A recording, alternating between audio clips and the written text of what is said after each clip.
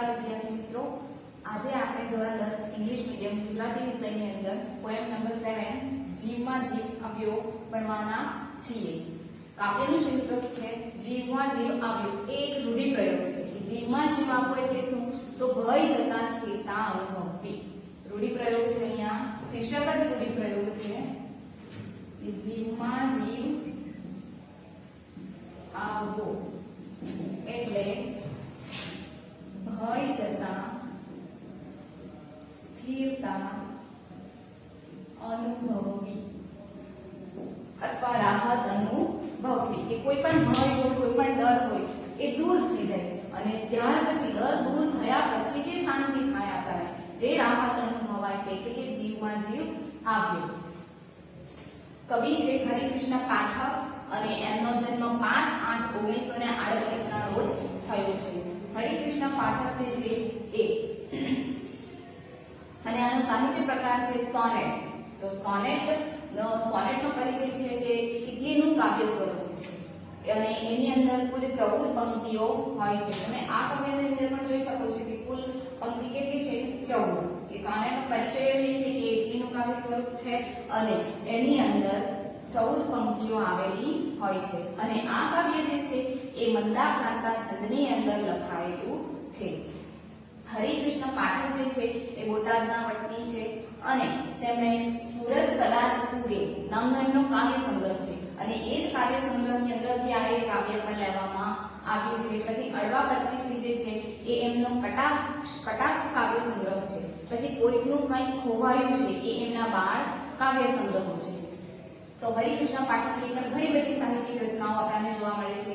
તો એમનો જે કાવ્ય સંગ્રહ છે સૂરજ કદાચ ઉગે એનો જ એક ભાગ જે છે એ આજે આપણે ભણવાના છીએ। તો આ કાવ્યની અંદર શાનું વર્ણન કરવામાં આવેલું છે? તો કવિએ અહીં વરસાદ પહેલાનું જે સૃષ્ટિનું વાતાવરણ હોય છે, જે વરસાદનું આગમન થાય છે એ પહેલા જે પરિસ્થિતિ હોય છે, તાપ હોય છે, એ સમયે મનુષ્ય જીવન, સમગ્ર સૃષ્ટિ જે છે એનું જીવન કેવું હોય છે એનું વર્ણન કરવામાં આવેલું છે। ત્યાર પછી પહેલો વરસાદ જે પડે છે ત્યાર પછી કેવી પરિસ્થિતિ થાય છે, સૃષ્ટિનું જે પ્રકૃતિનું જે ચિત્ર છે એ કેવું બદલાય છે એની વાત અહીં કરવામાં આવી છે। તો ચાલો આપણે કાવ્ય સમજૂતી જોઈએ કે વંટોળાતી પવન ડમરી થઈ ઠરી થામ અંતે। વંટોળાતી એટલે કે વંટોળ રૂપે વહેતો પવન કે ભારે પવન, ઘૂંઘરી લઈને વહેતો વાતો ભારે પવન। શબ્દ સમૂહ માટે એક શબ્દ આવી શકે કે ઘૂંઘરી લઈને વાતો ભારે પવન। શું કહી શકાય એને? વંટોળ અથવા ચક્રવાત। કે વંટોળ અથવા ચક્રવાત શબ્દ સમૂહ માટે એક શબ્દ આવી શકે કે ઉનાળાની અંદર તમે જોઈ શકો છો કે ઘૂંઘરી લઈને પવન જે છે એ વાતો હોય છે। તો એ વાતો પવન, એ વંટોળિયો પવન જે છે, બરાબર, એ પવનની ડમરી જે છે એ થઈ એક તળપદો શબ્દ છે અહીં તળપદા શબ્દો થઈ એટલે કે થઈ।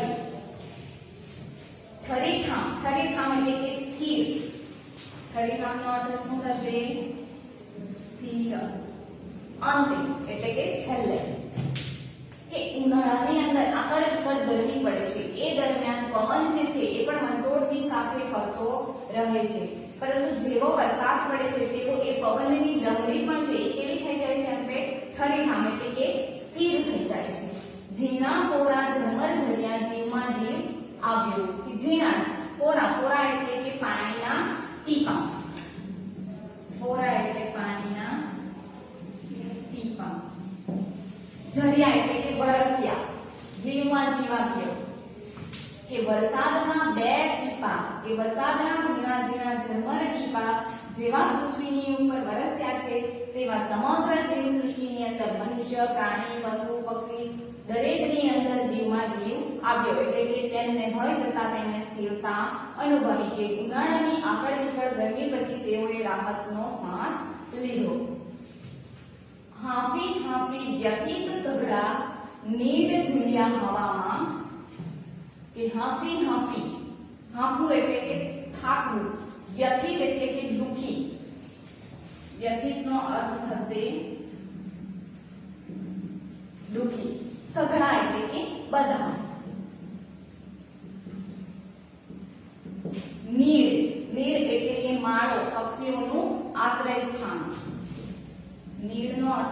માળો અથવા પક્ષીઓનું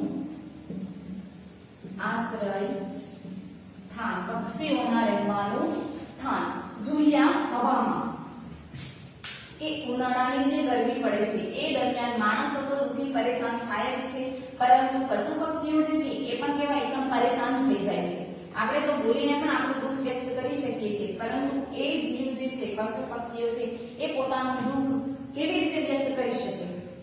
તો એ પણ વ્યથિત થઈને એટલે કે દુઃખી થઈને બધા નીર એટલે કે પક્ષીઓના માળા, પક્ષીઓ પોતે પણ અને એમના માળા પણ હવાની અંદર ઝૂલવા લાગે છે. કે જેવો પહેલો વરસાદ પડે છે તેવા જ પક્ષીઓ પણ ખુશ થાય છે, એના માળાઓ પણ ખુશ થાય છે અને હવાની અંદર ઝૂલવા લાગે છે કે તેઓ પણ વરસાદ પડવાથી રાહતનો શ્વાસ અનુભવે છે. આછા હેલે પરણ પરણે ઉજળો રંગ કાઢ્યો. હેલે એટલે કે હિલોળા લેવા, પરણ, પરણ એટલે કે પર્ણ, તળપદો શબ્દ છે પર્ણ એટલે પર્ણ, પાંદડા, વૃક્ષના પાન. ઉજળો, ઉજળો એટલે કે વો સફેદ, શ્વેત.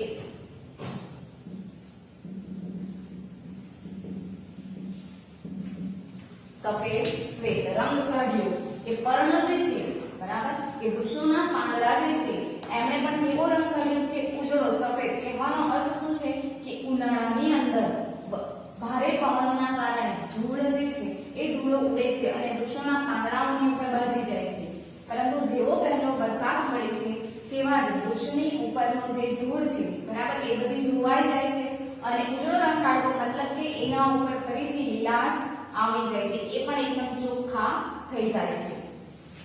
તાતા તાપે ખદબદી રહ્યો રાફડો સાવ ધીરે. તાતા, તાતા એટલે કે ગરમ. તાતાનો અર્થ શું થશે? ગરમ.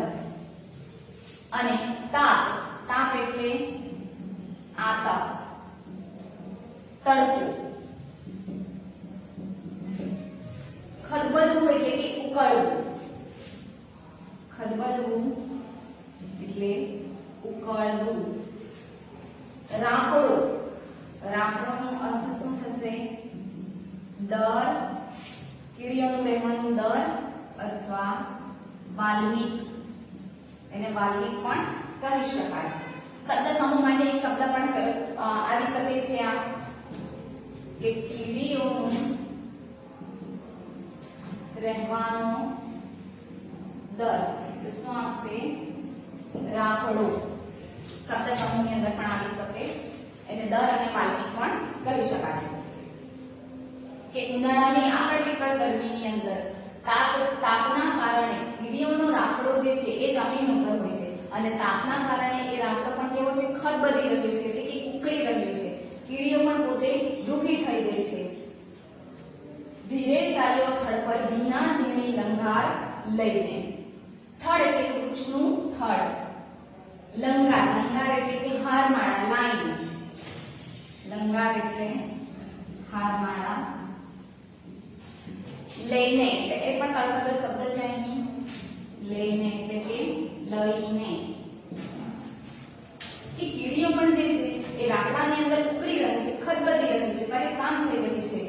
તો જેવો વરસાદ પડે છે કે જેવા વરસાદના એક બે છાંટા પડે છે તો કીડીઓ પણ જે છે એ શું કરે છે? રાફડામાંથી બહાર નીકળીને એક પછી એક લાઈન કરીને લંગાર લઈને ક્યાં જાય છે? ઝાડના ભીના થડની ઉપર એ પણ ચાલી જાય છે.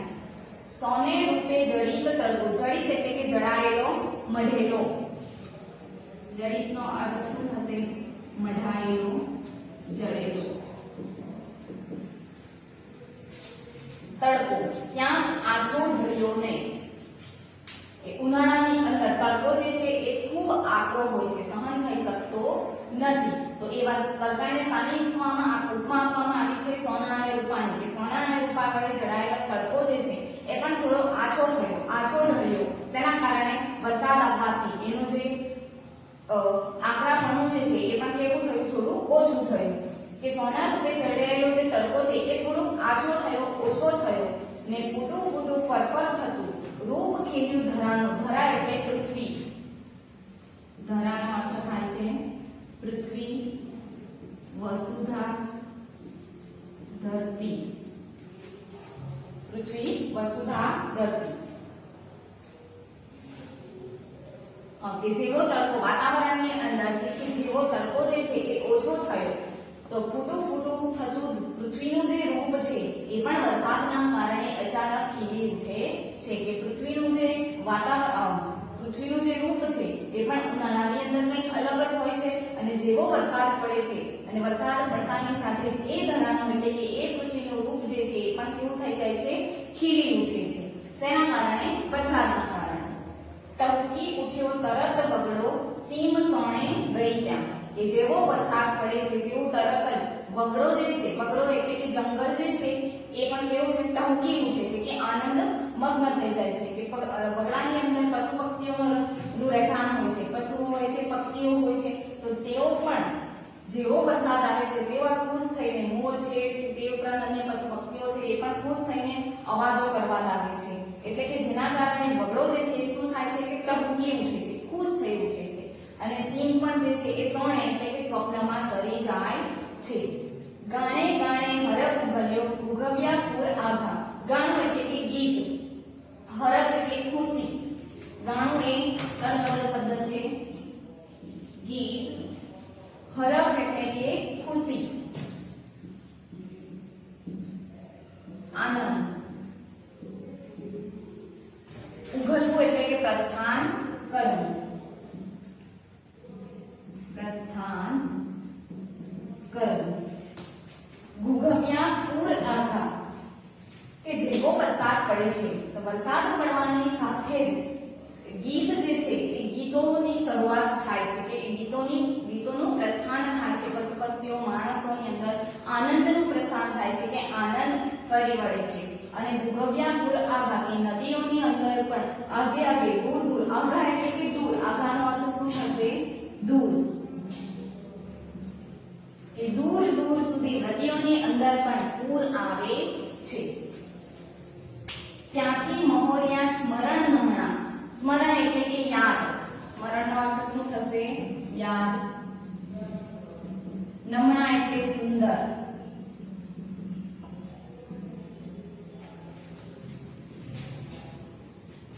કે મનુષ્યની વચ્ચે પણ સુંદર યાદોની વાતો થાય છે. ભાંભરિયા દૂધ ક્યાંથી? ભાંભરિયા દૂધ, દૂધનો પણ સમાનાર્થી શું થશે? તો દુગ્ધ અથવા પય. કે ભાંભરિયા એટલે પશુ, ગાય ભેંસોનો અવાજ. ભાંભર દૂધ ક્યાંથી? કે ગાય અને ભેંસો પણ, પશુઓ પણ જે છે એ વરસાદના આગમનથી અચાનક ખુશ થઈ જઈને અવાજ કરે છે એટલે કે ભાંભરે છે. ત્યાંથી આવ્યા મનભર મળ્યા લોક કાચી ઘડીમાં. અહીં કાચી ઘડીમાં શબ્દ છે તેનો અર્થ શું થશે? તરત જ. કાચી ઘડીમાં અર્થ થશે તરત જ. કે લોકો જે છે, ખાસ કરીને ખેડૂતો જે છે એમને વરસાદના આગમનથી ઘણી ખુશી મળે છે. તેવા ખેડૂતો જે છે, મનુષ્યો જે છે એઓ તરત જ મળે છે, મળીને પોતાની આનંદ જે છે એ વ્યક્ત કરે છે, ખુશીનો અનુભવ કરે છે. કે ક્યાંથી આવ્યા મનભર મળ્યા લોક કાચી ઘડીમાં. કે તરત જ મનુષ્યો ભેગા થઈને પોતાની ખુશી જે છે, વરસાદ આવવાથી પોતાની ખુશી જે છે એને વ્યક્ત કરે છે. આઘે ઓરે. આઘે એટલે દૂર, આઘે એટલે દૂર, ઓરે એટલે નજીક,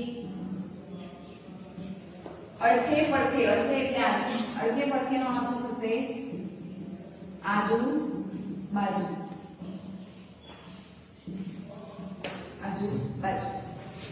કે દૂર, નજીક, આસપાસ, આજુબાજુ એનું એ સૌ છતાંય. બરાબર? કે આપણે પહેલા જ કીધું કે ઉનાળો હોય, શિયાળો હોય કે ચોમાસું હોય, ત્રણ ઋતુઓની અંદર પૃથ્વી જે છે એની એ જ છે, સૂર્ય પણ એ છે, ચંદ્ર પણ એ છે, વૃક્ષો પણ એ છે, પશુ પક્ષી મનુષ્યો સૌ હોય એનું એ જ છે, કશું પણ બદલાતું નથી, એનું એ જ છે. છતાં પણ કોરા જ્યાં બે ઝરમર ઝરિયાને જીવમાં જીવ આવ્યો. તે છતાં પણ કે જેવો વરસાદ આવે છે, વરસાદના બે ટીપા પડે છે કે આખી સૃષ્ટિની અંદર જાણે નવ ચેતના આવી ગઈ હોય એવો અહેસાસ થાય છે. કે ઉનાળાની અંદરનું વર્ણન કંઈક અલગ જ હોય છે અને વસ્તુ તેની તે જ છે, આખું એટમોસ્ફિયર તેનું તે જ છે, પરંતુ વરસાદ વરસવાથી એની પ્રકૃતિની અંદર જે બદલાવ આવે છે, લોકો જે રાહત અનુભવે છે એનું વર્ણન આની અંદર કરવામાં આવ્યું છે. અને આમાં એક એક્ઝામની અંદર પણ પૂછી શકાય છે કે આ કાવ્ય શેમાંથી લેવામાં આવ્યું છે, તો ખાસ કરીને એ પણ અને એનો કાવ્ય પ્રકાર જે છે સોનેટ, બરાબર. એમાંથી પણ 3 પ્રશ્ન નીકળી શકે છે કે સોનેટ એ ક્યાંનું સ્વરૂપ છે, એની અંદર કેટલી પંક્તિઓ આવે છે અને આ કાવ્ય કયા છંદમાં લખાયેલું છે એ પણ પૂછી શકાય. તો કે મંદાક્રાંતા છંદમાં. અને ક્યાંથી લેવામાં આવ્યું છે, તો સૂરજ કદાચ ઉગે. Thank you.